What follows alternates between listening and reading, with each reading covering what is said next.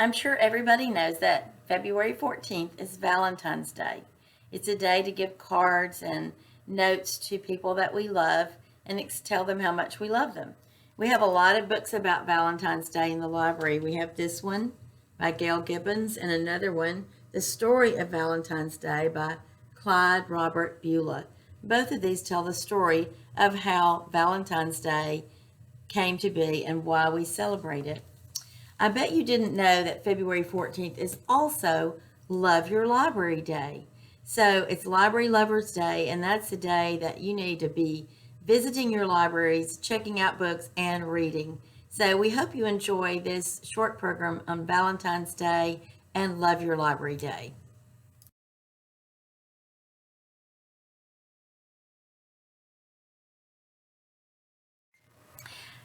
This book is titled A Unicorn Named Sparkle and the Perfect Valentine. Maybe you search for the perfect Valentine to give someone too. So let's see what happens in this story. It's by Amy Young, and she also did the artwork. She's also the illustrator of the book.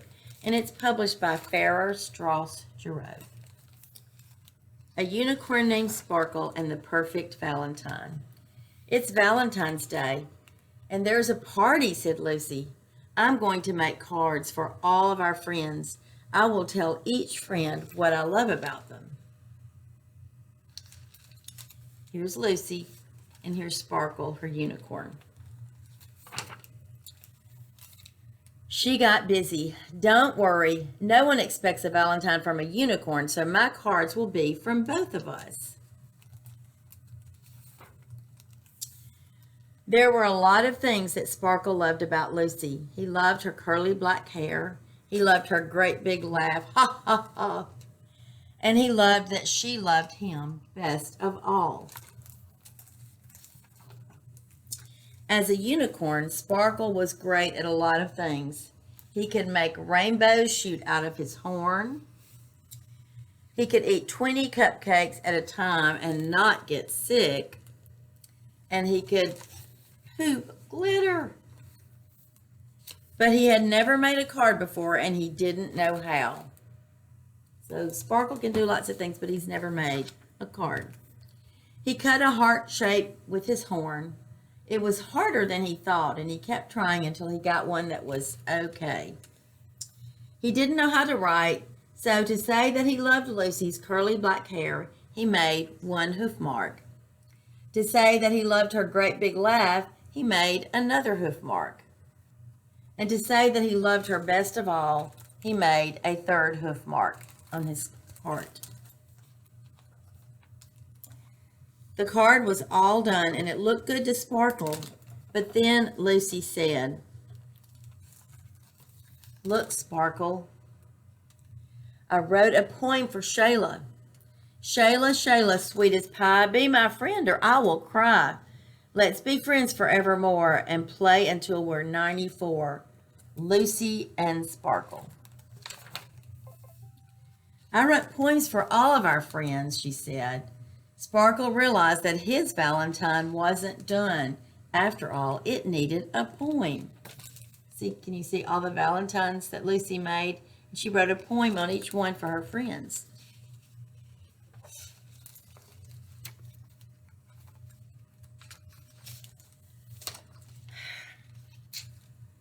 He tried his best. He dipped his horn in the paint and made a squiggly line on the card.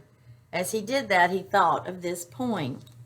Sometimes I'm smelly, sometimes I'm a pest, but I'll always love you, the best of the best. There, now his card was done. Sparkle, called Lucy, it's time to go to the party, come on. See, Lucy's got her box of hearts, and there is Sparkle with his heart for Lucy. As soon as they got there, Sparkle could see that all of the other cards were much, much fancier than his. Can you see all the decorations and the cards that the other children have made?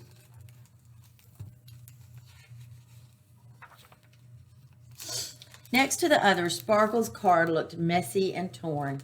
He didn't have any glitter or lacy trim. The writing wasn't even real. When he thought no one was looking, he stuffed it into the trash. Can you see Sparkle putting his heart for Lucy in the trash can? But Lucy saw him and said, "What are you doing?" She pulled the card out of the basket. It had a bit of frosting on it, and it was all crumpled up. Lucy looked at the funny-shaped heart. She looked at the hoof marks and the torn paper, and she looked at the squiggle. Squiggle is his poem for Lucy. She said, "Did you make this, Sparkle?" Sparkle hung his head. "For me?" And Sparkle nodded.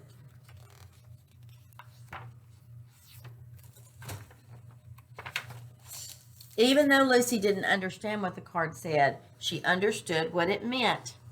It meant that Sparkle loved her best of all. She laughed her great big laugh and said, "I love this. It's perfect." Sparkle felt like the luckiest unicorn in the world. To celebrate, he danced on the table and shot rainbow stars out of his horn. There was a star for everyone, and he ate 21 cupcakes. They were delicious. Lucy said, "I made a special card for you, Sparkle."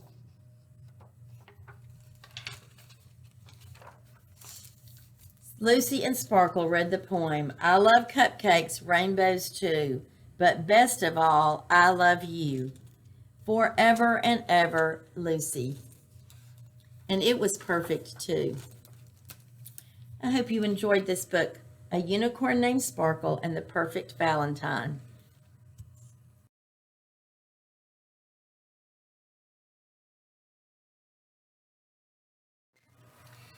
This story is Lola at the Library. It's written by Anna McQuinn with pictures by Rosalind Beardshaw, and it's published by Clarksbridge Books. February 14th is also Love Your Library Day, so we invite you to visit your libraries on Valentine's and Love Your Library Day. Lola loved Tuesdays. On Tuesday, Lola and her mommy go to the library. You can see her waking up her mommy there so they can go to the library. The library opens at 9 o'clock, but Lola is ready to go long before that. She puts all the books she borrowed that week in her backpack, and she has her library card. It's very important.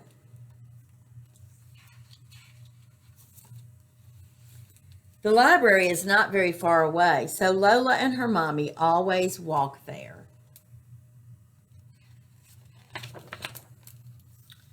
Lola and her mommy give back the books from last week. The librarian buzzes them through the machine. There is a special section in the library just for children, and I'm sitting in our children's section right now.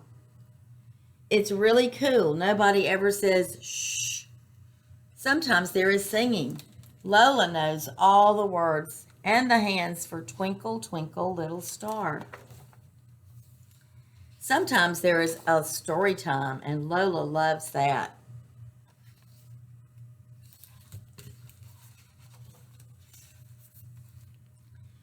And after story time, Lola chooses her books. In the library, she can have any book she wants. Lola likes stories with bears and anything with shoes. There are so many it takes her ages to choose. Mommy has some books too. The librarian buzzes them through the machine and then stamps them with the date inside. Lola must bring them back in 2 weeks, but she will probably be back for more long before then. Lola and her mommy always get a snack after visiting the library.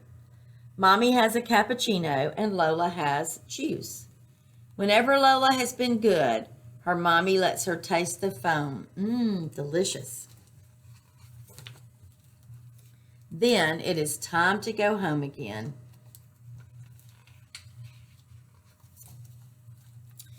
Every night after Lola is tucked into bed, her mommy reads her a story.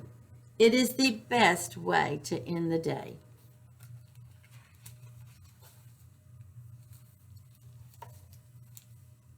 Lola in the Library by Anna McQuinn. We hope you enjoyed this story. We hope you'll come and visit us at the library.